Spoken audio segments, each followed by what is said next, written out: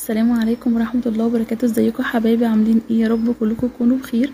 وحشتوني جدا جدا جدا والله بجد، وحشتوني قوي. بقالي فترة كبيرة مش بنزل فيديوهات، تقريبا شهر غايبة عنكم. يعني كانت حالتي النفسية مش ألطف حاجة، فحبيت ان انا ابعد شوية عشان ما اطلعلكوش اي طاقة سلبية. قلت لا، خليني كده بعيد شويه لحد ما استعيد طاقتي وارجع لكم. بصوا بقى، انا بحب الجو ده جدا، بحس انه بيطلع مني الطاقه السلبيه شويه. ان انا الف بعربيه بالليل، مش بالليل مثلا اللي هو الجو فيه زحمه وكده، لا بالليل اللي هو بالليل متاخر قوي. زي ما انتم شايفين كده الشوارع فاضيه، مفيش ناس كتير ماشيه في الشارع. بحب الجو ده قوي. الشبابيك كده مفتوحه بتدخل لي هوا، بحس ان انا بتنفس. فبحب ان انا اعمل الحركه دي كل ما احس ان انا مضغوطه او في شويه مشاكل كده عندي. بعمل الحركه دي، بحس ان انا غيرت جو شويه. ده كان يوم كده حبيت اشارك معاكم برضو اللقطه دي. تاني يوم بقى، انا كان واحده صاحبتي كده عزماني على الغدا، المفروض ان هي عزماني على الغدا، خدوا بالكم ها. وقالت لي تعالي يا بنتي اقعدي معايا يوم وغيري جو، وقضي معايا اليوم كله، وجوزي في الشغل وهنقعد بقى راحتنا وتمام. تمام حلو. رحت لها لقيتها بتعمل ايه، محضره لي حاجه المحشي زي ما انتم شايفين. ايه يا بنتي اللي انت بتعمليه ده؟ قالت لي ما احنا مش هنقعد كده ساكتين، نتسلى واحنا قاعدين. قلت لها يا حبيبتي مين قالك ان التسليه ان هنقعد نعمل محشي؟ قالت لي لا، ما احنا نقعد نتسلى عشان ناكل محشي. طيب ماشي حلو. حشينا المحشي الجميل بتاعنا اللي كانت عامله تشكيله كده فظيعه، وحطيناه على النار. طب خلاص نقعد بقى نريح شويه. قالت لي لا، لا يمكن ناكل محشي من غير ملوخيه. طب انا ذنبي ايه يا حبيبتي؟ انت عايزه تاكلي محشي مع الملوخيه، انا ذنبي ايه؟ المهم قطفنا الملوخيه تمام. قعدت بقى تخرطها بالمخرطه. قالت لي يا نهار ابيض، ده انا اقوم اشوف المحشي على النار لا يكون اتحرق. خدي بقى انت كملي الملوخيه. قلت لها يا بنتي انت بتدبسيني، انا عايزه افهم انت جايباني تدبسيني عندك. قالت لي طب خدي تسلي بالعصير والبسكوت ده، ومشغله لك التكييف والتلفزيون اهو، وتسلي بقى واعملي لك كده كملي الملوخيه. قلت لها طيب ماشي، اما نشوف اخرتها معاكي ايه بصراحه، لان انا جايه عندك اغير جو، مش جايه اعمل اكل خالص. يعني انتوا فاهمين، الواحد لما يكون مضغوط او زهقان ويروح عند حد يغير جو فيدبسه في عميل اكل. يعني كميه الكوميديا كانت في اليوم ده والله، بس اتبسطت جدا جدا عندها. ده بقى كده كان شكل الاكل لما استوى. على فكره ده ما كانش منظره خالص وهو متقدم، كان متقدم بطريقه حلوه وكان منظم وهندم وكل حاجه. بس حصل كده فجاه، يعني اليوم ده كان غريب بصراحه، كان في شويه حاجات كده عجيبه. حصلت حاجه خلتنا نقلنا الاكل في حاجه تاني، وبعدين بقى بالشكل اللي انتوا شايفينه ده. بس كان طعمه تحفه جدا. واحلى حاجه في الليله دي ان هي عامله لي بقى فلفل الحامي الطويل ده الرفيع، غير الفلفل الرومي يعني. فانا بعشق الحامي جدا، فده كان اكتر حاجه عامله لي مزاج صراحه. انا الحامي بحس ان هو بيعدل لي مزاجي. المهم بعد ما اكلنا والحمد لله ملينا التانك وكله كان تمام، قعدت على الكنبه وقلت لها انا مش هتحرك من مكاني لحد ما اقوم اروح. انا بقول لك اهو، راحت جابت لي كوبايه الشويبس الساقعه المشبره دي. كانت بصوا نزلت كده عملت تش بعد المحشي بقى والفلفل الحامي. كانت كوبايه الشويبس دي جايه في وقتها صراحه. فقعدنا نتفرج على التلفزيون شويه. طبعا انا قلت لكم ان انا مقضيه اليوم عندها، فانا مطوله يعني. بالليل بقى بعديها كده بحبه حلوين قالت لي بقى نحبس بكوبايتين شاي. قلت لها طب حلو قوي، انا بحب الشاي جدا بالنعناع. عملت لي كده كوبايه شاي بالنعناع، صراحه كانت كانت حلوه قوي. على فكره بعد الشاي جابت لي فاكهه ولب وشويه حاجات كده مقرمشات، بس انا كنت نسيت خالص ان انا اصورها. وقلت خلاص بقى كده تمام، حلو قوي اليوم على كده. روحت بقى البيت، كنا بالليل يعني كده بالليل خالص، عايزه حاجه كده ترطب على قلبي. الايس كريم ده انا عندي في الصيف يوميا لازم اكل ايس كريم بالليل. متفهموش ايه علاقه الايس كريم بالليل عندي، مرتبط بعضه جدا.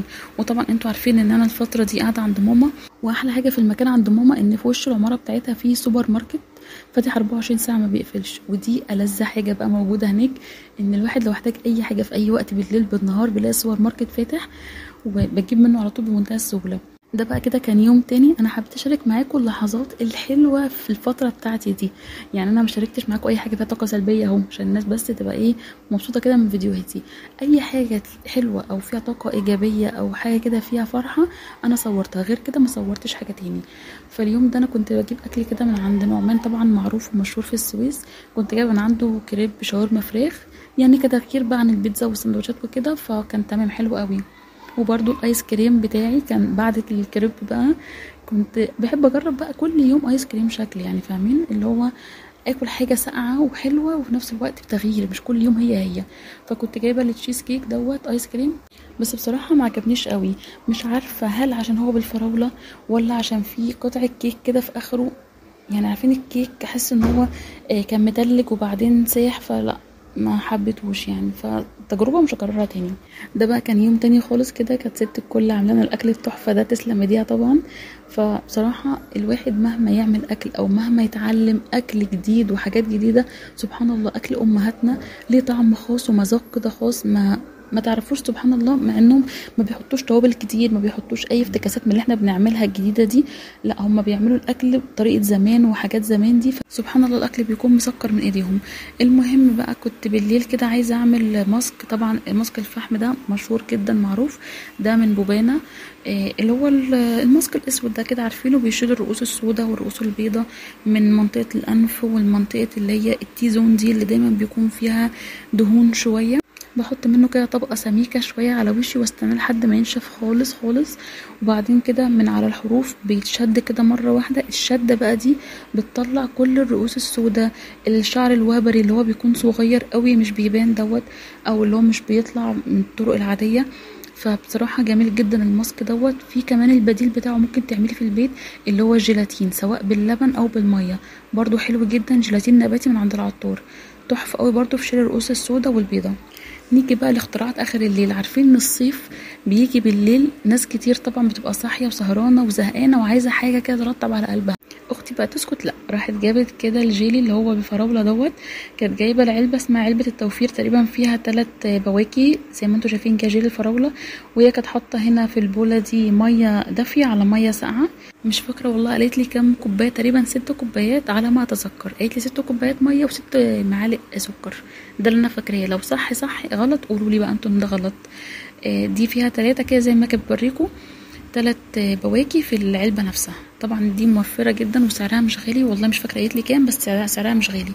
وبتقلب كده السكر مع الجيلي مع الميه وبس كده، يعني بتحطش فيه حاجه تاني، بتقلبه وبعدين بتصبه في الكوبايات، وهي بتحط معاه موز، بتقطع موز في الكوبايات مع الجيلي، ممكن تحطوا بقى اي حاجه تاني، ممكن تحطوا فراوله، ويتحط في التلاجة كده كام ساعة، مش بياخد وقت خالص. لو مستعجل عليه حطيه في الفريزر، هيمسك نفسه بسرعة جدا، وحلو قوي قوي في الصيف وفي الحر اللي احنا فيه. طبعا كلنا بنعاني الفترة دي من قطع النور، يا سلام كده لما النور يقطع بقى وتجيبي لك كده كوباية جيلي فراولة بالموز، يا سلام على الجمال والله بترطب. يعني احنا الكوبايات كانت عاملة ما شاء الله كمية حلوة زي ما انتوا شايفين، حطت البولات دي وحطت كوبايات كمان.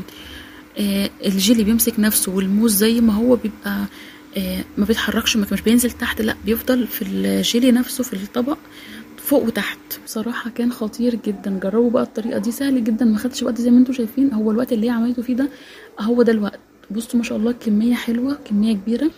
بس اعملوا اي حاجه كده ترطب على قلبكم في الجو دوت، والله العظيم بتفرق جدا لما يكون الجو حر ومفيش بقى اي هوا خالص، تجيبي كده اي حاجه ساقعه تاكليها تشربيها، بجد حلو قوي، بتغير النفسيه. يا رب يكون الفيديو عجبكم النهارده وكان خفيف كده على قلبكم. ما تنسوش بقى تعملوا لايك واشتراك في القناه وتعليق حلو زيكم. استنوني الفيديو الجاي، اي حاجه عايزين اعملها لكم الفتره الجايه اكتبوا لي في الكومنتات وان شاء الله هعملها. مع الف سلامه حبايب قلبي، في حفظ الله.